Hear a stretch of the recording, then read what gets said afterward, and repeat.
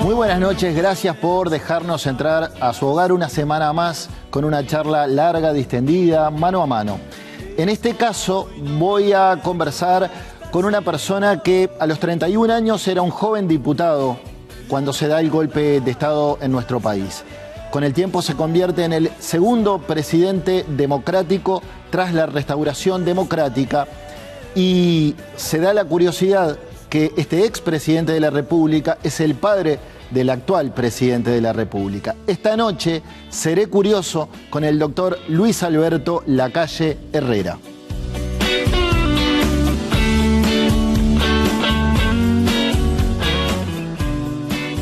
Doctor, ¿cómo anda?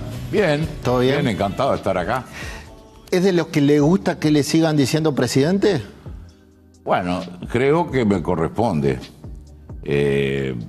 Expresidente queda feo. Presidente, mandato cumplido es muy largo. Me hizo gracia una vez, me mandaron de la Nunciatura un sobre que decía presidente emérito, igual que el Papa. Bueno, presidente creo que todo el mundo sabe que fui, que tengo derecho y que no soy. Está bien. ¿Qué quería hacer de grande cuando era niño? ¿Tenía claro a qué quería dedicarse? El primer recuerdo que tengo, yo me acuerdo, nosotros veraneábamos en la granja Arteaga, que era de un tío mío, Juan José Arteaga, y yo vi pasar las tropas que iban a los frigoríficos que venían por tierra en esa época. Ajá. Y entonces me acuerdo que, tropero. Mire usted. ¿Qué querés ser? Tropero. ¿What? Al final terminé tropeando en cierto sentido, conduciendo, ¿no? Está bien. Bueno, se recibió de abogado, al igual que su hijo, el actual presidente, pero Lacalle Pou prácticamente no ejerció la abogacía. ¿Usted sí? Bueno, yo no tuve más remedio porque cuando el golpe de Estado, yo estuve preso unos días y cuando salí tenía una hija y medio, Lacalle Pou estaba en la panza. En el envase, sí. Y tenía que enfrentarme. Yo no hice uso de la jubilación al principio y di las 4 materias que me faltaban. Ajá. Me recibí en 14 años. 14 años. Bueno, pero lo importante era tener el... Hice la prescripción del título. Está bien. Y ahí sí, gracias a gente que me dio una mano, y siempre quiero recordar a alguien que para mí fue Jorge Zapelli, el que había sido vicepresidente. Sí, vicepresidente. Fue uno de los que me nombró asesor jurídico de su industria. Y Fernando Liu, que fue el que me consiguió el primer honorario. Ajá. Y Atilio Garrido, que me ayudó a entrar como abogado de Impasa. Uno de sus biógrafos, Garrido, ¿no? Atilio para mí es como un hermano, ¿no? Está bien. Y bueno, y ahí remedié con unos ingresos fijos por mes y algún pleito. Teníamos un estudio con José Gamio, con el escribano Martín y Corena, con León Morelli, y ahí algún honorario, pero el día que me eligieron, me borré de la caja, de la matrícula, porque no era lo mío. Ahora, me llamó la atención que Wikipedia también lo define como periodista. Y no lo tenía como colega, algo de lo que, por ejemplo, hace cuestión el doctor Sanguinetti. Bueno, cada vez que puede se reivindica periodista. Sanguinetti es un periodista con P mayúscula. Ajá. Yo escribí en el diario El Debate, tenía 19 años, cuando fui a sentarme ante una máquina Underwood, de aquellas viejas, y escribía notas y articulitos de cuestión política. Está bien. Después tuve cuando los diarios eran más una tribuna, ¿no? Diarios de tribuna. Era más bien el combate periodístico, que era muy interesante, porque había diarios en la mañana, se vendían... Época gloriosa del periodismo nacional. 500.000 diarios se vendían por día. Sí, sí. Y entonces... Había familias que compraban uno mañana y otro de tarde. Acción contra el Debate, El País contra El Día, había esgrima. Era netamente político. Y después tuvimos un semanario, Patria, que estuvo vigente como 4 o 5 años. Así que me gusta, pero no, el doctor Sanguinetti es un periodista de otro nivel. es nieto por vía materna del histórico caudillo blanco Luis Alberto de Herrera. Usted tenía 18 años, saqué los cálculos. 17. 17, bueno. No lo pude votar. Bueno, no había cumplido los 18 cuando fallece Herrera. Presumo que lo conoció. ¿Cómo era Herrera? ¿Cómo lo recuerda? Este era el anillo de él. Mire usted. En el momento que murió, hizo así con su mano, estábamos con mi madre, nos arrodillamos a rezar y mi madre sacó el anillo y me puso. Qué momento histórico ese. Yo me di cuenta a cierta altura de que tenía un abuelo un poco distinto. Ajá. Al principio era el abuelo de que Sí. hemos tenido todos, por suerte, de ir a la quinta y jugar y ir los domingos de visita. En un buen momento me di cuenta que era un abuelo un poco especial y ya empezaba a leer y a interesarme por la vida política. Me acuerdo, el verano del 59 hubo varias crisis internas en el Partido Nacional, a pesar de haber ganado la elección, y había una convención muy importante. Uh-huh. Y yo me vine del veraneo y le mentí, le dije que tenía un examen. Y lo gracioso es que él llamó a mi madre y dice, nena, o le decía nena a mi madre, a ver que se ocupe un poco de política. Y yo había venido por política, pero me pareció que quedaba mejor decir que era un examen. Está bien, está bien. Y hice la gira con él, parte de la gira que era un espectáculo bíblico, ¿no? Verlo bajar del ómnibus a Herrera y la gente que lo agarraba, a nosotros nos pisoteaban, ni nos miraban. Era Herrera. Claro. Y él... Un caudillo popular. Tenía 85 años y entonces él mismo se dio cuenta que era una despedida. Ajá. Y yo creo que la gente también. ¿Y qué cosas cree que aprendió de su abuelo de Herrera? Yo creo que primero el amor a la patria, que en mi casa ha sido central, después de Dios, la patria, y el tratar de conocer la realidad nacional al máximo. Uh-huh. Es decir, yo creo en la humanización de la vida política, que en un país chico como el nuestro se puede dar. Es decir, uno puede saber que hay 8% de desempleo, por ejemplo. Sí.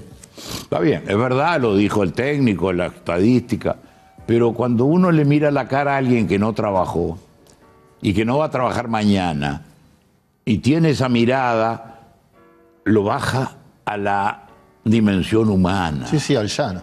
Y es importantísimo porque en el fondo todo es un acto de amor. Uh-huh. Y uno tiene que tener amor para dedicarse a este tipo de actividad. Luis Alberto, cuando el año pasado se cumplieron 50 años del golpe de Estado, yo hice una nota para Montevideo Portal con notados dirigentes políticos para que me contaran cómo recordaban el 27 de junio del año 73. Entre ellos hablé con usted, que en aquel momento era un joven diputado de 31 años, y usted me dijo, textual, voy a leer, el 26 estuve en el Parlamento. Se producía una ceremonia muy común porque dejaba por licencia su banca al senador Washington Beltrán, y en su lugar ingresaba el escribano Jasso, José Francisco Jasso. Y yo asistí a ese momento en el que quien asume jura respetar la democracia y las instituciones y bla, bla, bla, me dice usted. Yo estaba con un amigo de mis hijos y le dije, ¿ves? Este es el sistema democrático uruguayo, tan fuerte como es. No se le vio venir ni por asomo. De pitonizo nada. Sí, de olfato totalmente resfriado. Yo era una figura marginal de la vida política, es decir, no estaba en las grandes decisiones. Habíamos vivido un año muy intenso. Aquellas asambleas generales que duraban 48 horas, los discursos de Erro, los discursos de Arizmendi, 5 o 6 horas cada uno. Cada uno. Era otro parlamento, ¿no? Sí, otros ahora nombres. están limitadas en la Asamblea General, pero entonces el reglamento de la Asamblea General no tenía límite. Y esa gente, yo me acuerdo de Arizmendi que se sentaba en la punta del banco, que es el mejor lugar para hablar en la Asamblea General, en la Cámara de Diputados, porque ahí uno tiene todo el resto. Sí. Y yo lo admiraba en las pausas. El tipo estaba hablando y paraba, miraba, seguía. 6 horas. Rodríguez Camuso, 5 horas, Erro, 5, 6 horas. Bueno, y se ve que la cosa estaba mucho más mal que lo que yo podía darme cuenta. Y entonces, cuando se anunció el cierre de las cámaras, mi mujer estaba escuchando la radio y yo estaba durmiendo. Y me despertó y le digo, bueno, mañana me preocupo y seguí durmiendo y ya estábamos. Le cambio de tema. Cuénteme qué es el herrerismo. El herrerismo es la agrupación política, la tendencia, la corriente política más antigua dentro del Partido Nacional. Se inaugura cuando Herrera en el año 1921, triunfa en la elección interna para ser candidato a presidente en la primera elección de voto directo de la presidencia, que fue en el año 22.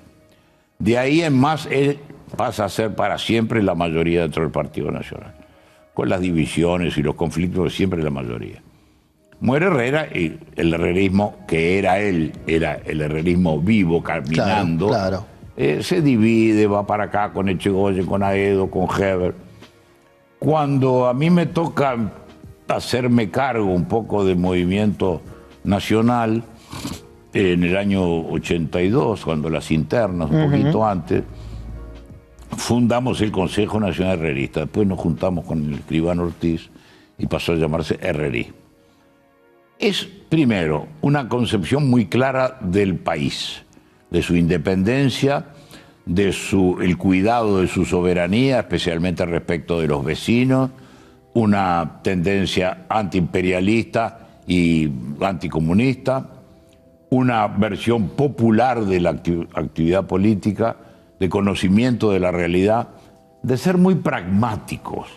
Es decir, el dirigente político, a mi juicio, tiene que hacer propuestas que sean justas y posibles, pero sobre todo posibles. Usted me dijo, en realidad lo dice en el libro... Me está matando con el archivo, che. ¿Vio? Ah, sí. Usted dice, si quiere hablamos del presente. No, déjame con el archivo que estoy casi seguro que contesto lo mismo. Está bien. Usted dice en su libro La historia vivida del herrerismo que la victoria del año 58, primer colegiado blanco, marca una faceta más del herrerismo de Herrera. Y dice ahí, la concepción de un partido nacional más nacional que blanco. Claro. ¿Qué es esto de más nacional que blanco? Claro, porque se usa indistintamente blanco o nacionalista. Sí.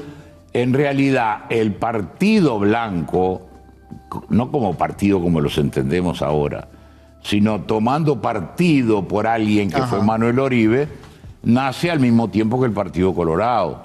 Hay una anécdota muy simpática. Los colorados usaban divisa celeste porque eran aliados de los unitarios.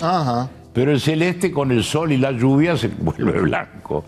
Entonces los paisanos, que son más vivos que los dirigentes, para evitar matarse, para distinguirse, arrancaban de los ponchos de poncho patrio, el forro es colorado.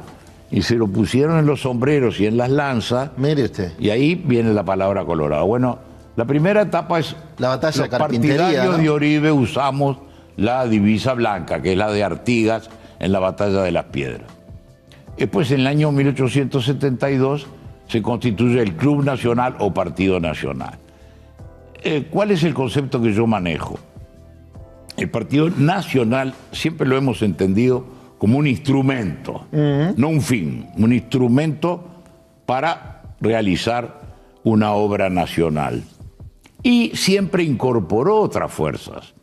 A fines del siglo XIX incorporó a los principistas, principios del siglo XX a los constitucionalistas, en el 1958 a los ruralistas, y en el 2005, ayer, recibimos la adhesión oficial con documento de la Unión Cívica del Uruguay. Es decir, seguramente somos mayoría los blancos, pero el partido es nacional desde el momento que convoca a todos los que quieran utilizarlo como instrumento político. Muy bien.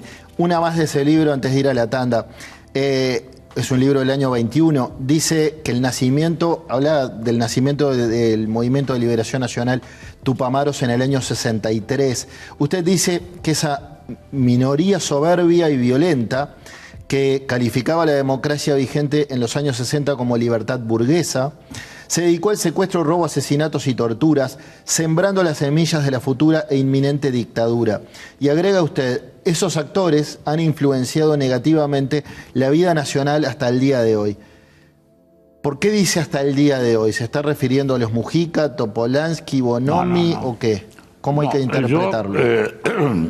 Con todo respeto, pero con la verdad histórica en la mano, sostengo que hay dos minorías que no entendieron cuál era la esencia de nuestro país. La minoría violenta que inicia la guerrilla, a pesar de que el Che Guevara en Montevideo les dice no hagan lucha armada, sigan con estas libertades, mire que tienen un privilegio. Se sabe cuándo se dispara el primer tiro y no se sabe el último. Y después la otra minoría de que ganan la guerra interna, cosa que apoyamos todos porque para eso se convocó a las Fuerzas Armadas y la policía, pero dicen, copiando al Perú, al sistema peruanista, dicen, vamos a hacernos cargo del gobierno. Y Velasco Alvarado. Velasco Alvarado, Bermúdez era el otro.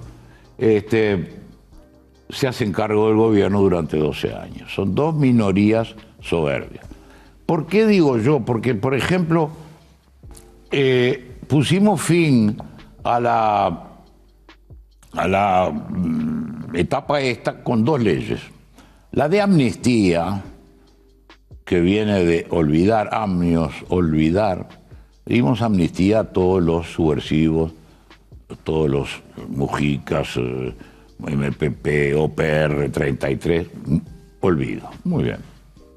En aquel momento solamente una voz se levantó diciendo hagamos amnistía para todos, que fue la de Ortiz, el senador Dardo Ortiz. Dardo Ortiz.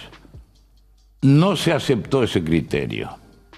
No lo aceptaron los que querían votar solo amnistía y tampoco algunos militares que dijeron nosotros no hemos cometido delito y no tenemos por qué ser amnistiados. Grave error. Después viene la ley de caducidad, que no es del todo amnistía. Se buscaron vueltas y todo para que además fue ratificada por 2 plebiscitos. Sin embargo, hoy se sigue llevando preso a gente que en ese entonces tenía 25 años, era un teniente en un cuartel y se sigue juzgando. Y me parece que eso conspira contra la paz definitiva. Muy bien. Tenemos que ir a una pausa. Tras la misma, seguimos conversando con el expresidente de la República, el doctor Luis Alberto Lacalle Herrera. Ya venimos.